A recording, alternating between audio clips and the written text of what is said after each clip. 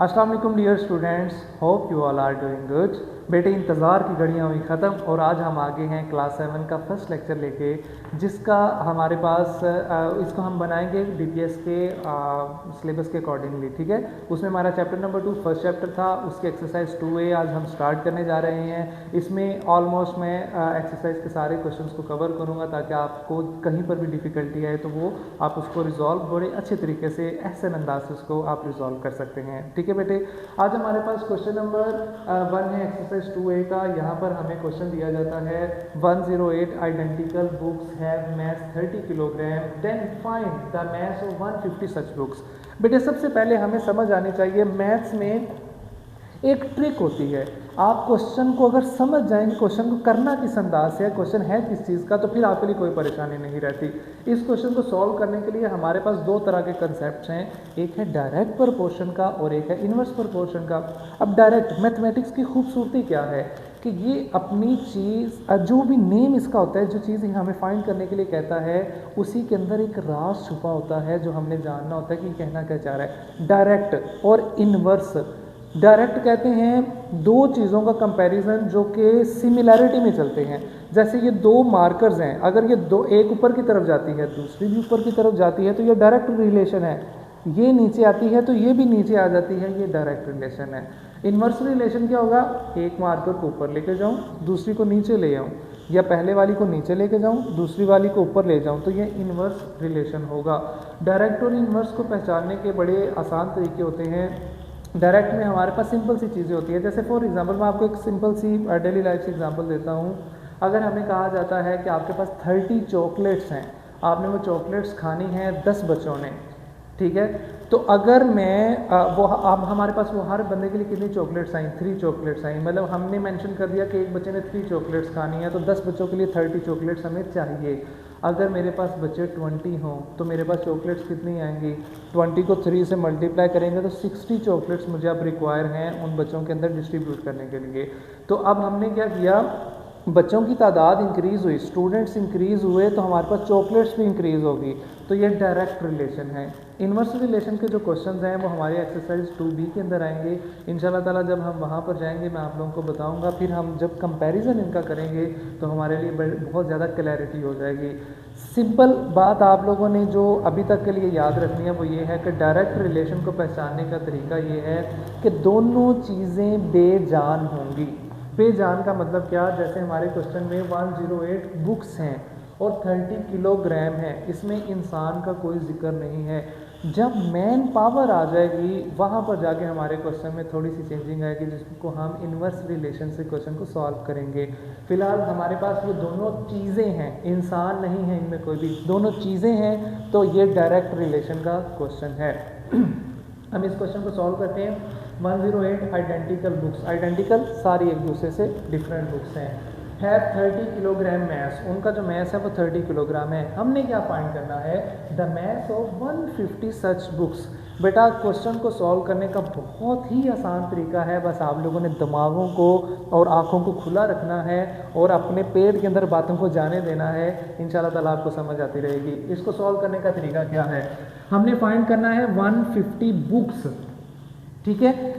अब हमारे पास ऊपर ऑप्शन जो इन्फॉर्मेशन है वो 108 बुक्स हैं, 30 किलोग्राम है। दो चीज़ें हैं, एक बुक है और 1 किलोग्राम है। जो चीज़ हमने फाइंड करनी है जो चीज़ हमें गिवन है यहाँ पर 150 बुक्स के लिए उसने कहा है कि हमने चीज़ निकालनी, 150 बुक्स का आंसर बताना है।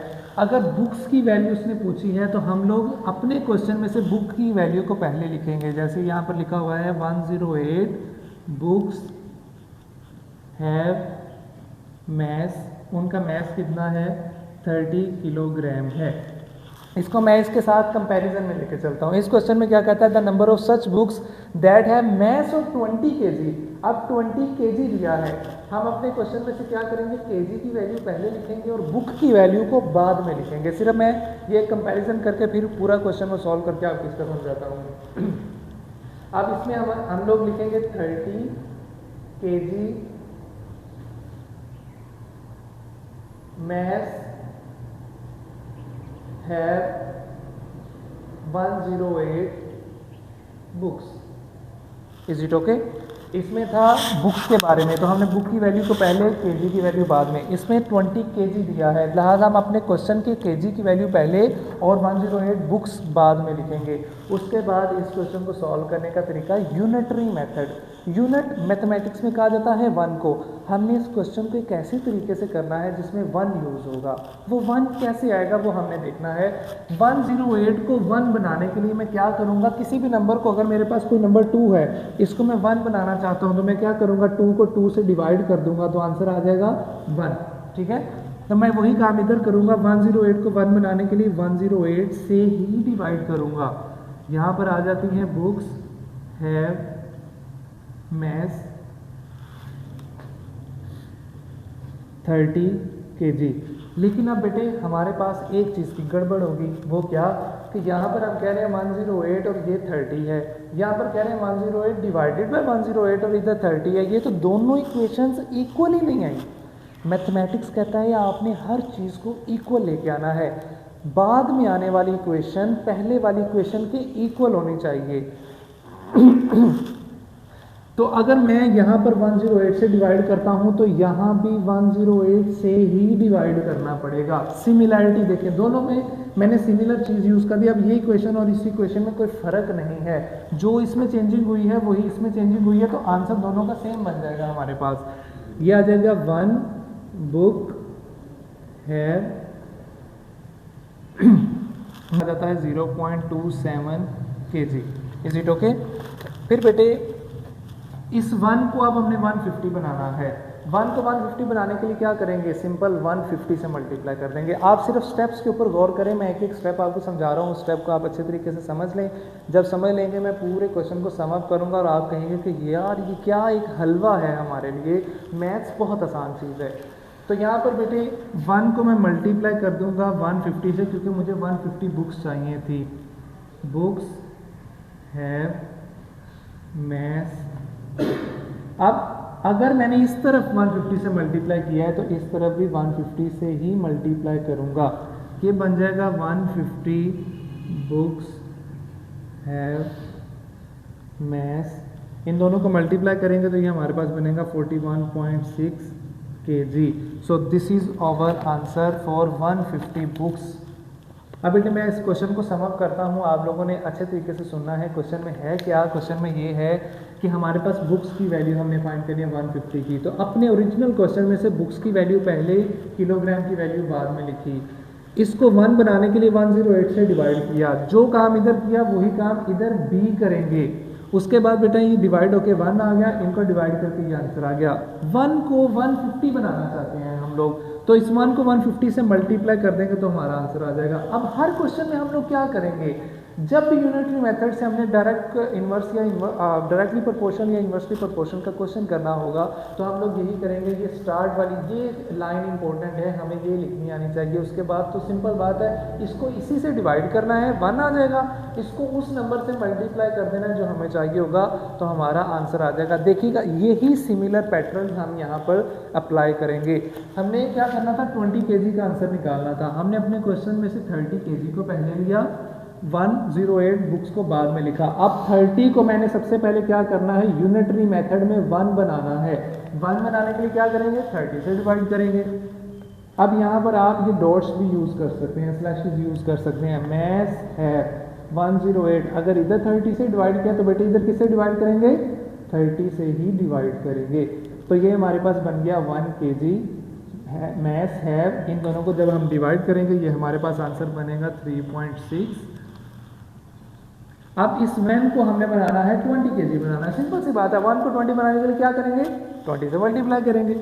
1 multiply by 20 kg have maths.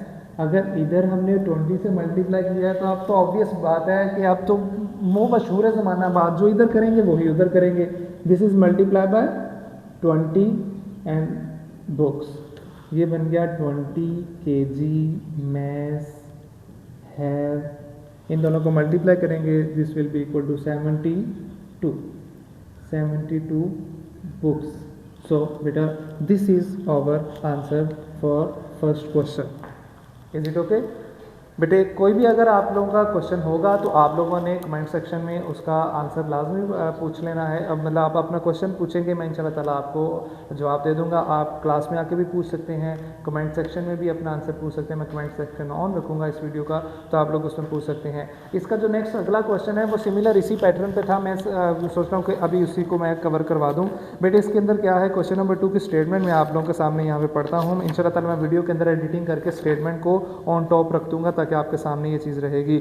वैसे मैंने डॉटेड फॉर्म में लिख दिया, in a book store, in a book store 60 identical books occupy a length of 1.5 metre on a shelf, find the length occupied by 50 such books on a shelf, and the second one is the number of such books needed to completely occupy a shelf that is 80 centimeter long।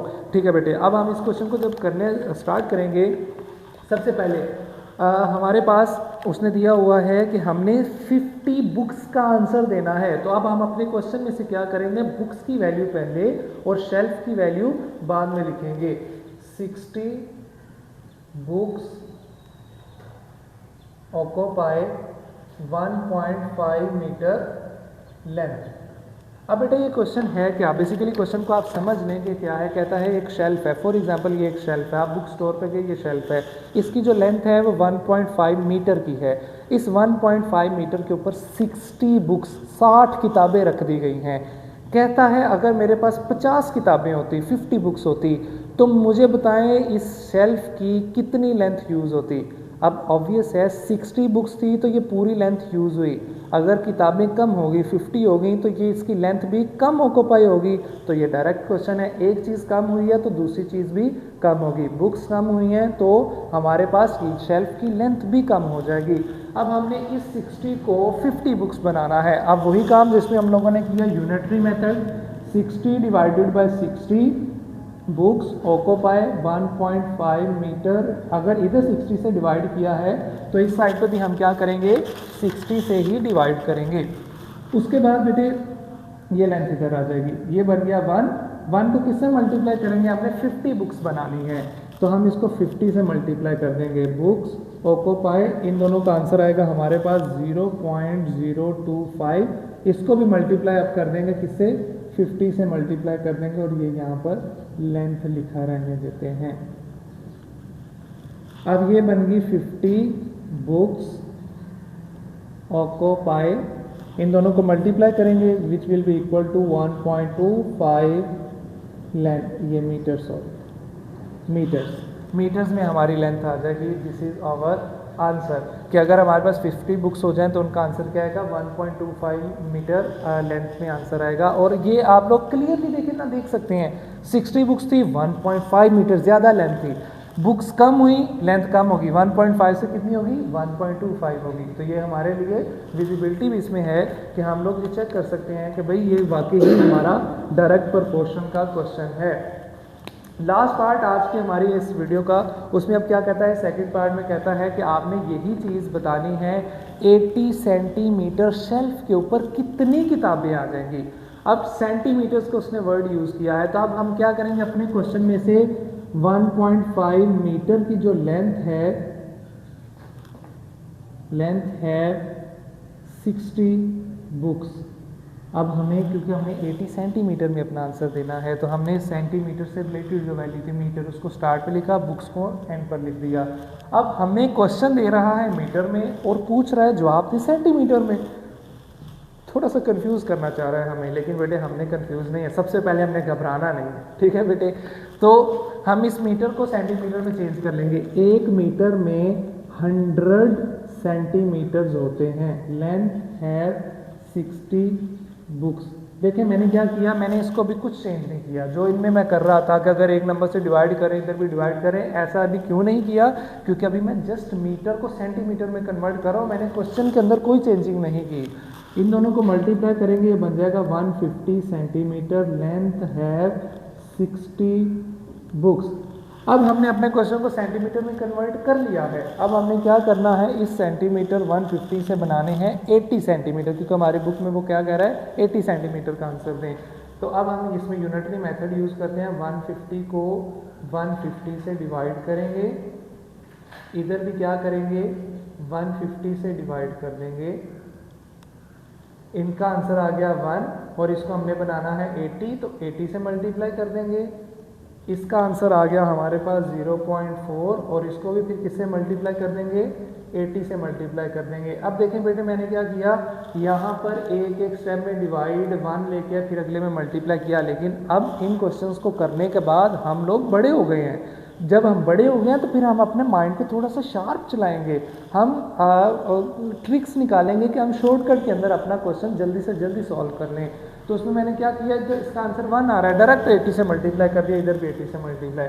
So 80 centimetre length have या occupy, ये wording आप खुद से जैसे मर्जी use कर सकते हैं। लेंथ हैव, इन दोनों को मल्टीप्लाई करेंगे 32 बुक्स। ठीक है बेटे, तो ये हमारा आंसर आ गया। इसमें हम लोगों ने क्या किया, सिंपल एक चीज़ यूज़ हुई कि हमने मीटर को पहले सेंटीमीटर में कन्वर्ट किया, सेंटीमीटर में कन्वर्ट करने के बाद फिर हमारे लिए वही स्ट्रीमलाइन बन गई जो पहले से क्वेश्चंस में मौजूद थी। ठीक है बेटे, ये दोनों क्वेश्चन के दोनों पार्ट सॉल्व हो गए। इनके अंदर किसी भी तरह की एम्बिग्युइटी होगी आप लोग मुझे कमेंट सेक्शन में बता सकते हैं, हम लोग इंशाल्लाह ताला उसको सॉल्व करेंगे, उनका मैं आपको लोगों को आंसर करूँगा। बेटे आपने अपना काम करना है, इनका इसका स्क्रीनशॉट लेके काम कर लें या इसको बार बार देख के आप समझ लें। कई चीज़ आपको मिस हो जाती है क्लास में, अगर मिस हो जाती है, वैसे होता तो नहीं है कि हमारी क्लास में कोई चीज़ मिस हो, लेकिन फिर भी अगर कोई पॉइंट आपके माइंड से स्किप हो गया घर जाते जाते, तो वो आप यहाँ से उसको कवर अप कर सकते हैं। ये आप लोगों के लिए बहुत फ़ायदेमंद होगा। आप लोगों ने इसकी अच्छी सी प्रैक्टिस करनी है, रफ कॉपी के ऊपर इसकी बार बार प्रैक्टिस करें। आप लोगों ने अपना ख्याल भी रखना है, रमज़ान अच्छे तरीके से गुजारें, रोज़े रखें, सहरी अफ्तारी करें, अफ्तारी में हमें भी याद रखें, दुआओं में याद रखें। ठीक है बेटे, अपना ख्याल रखिएगा। अल्लाह हाफ़िज़।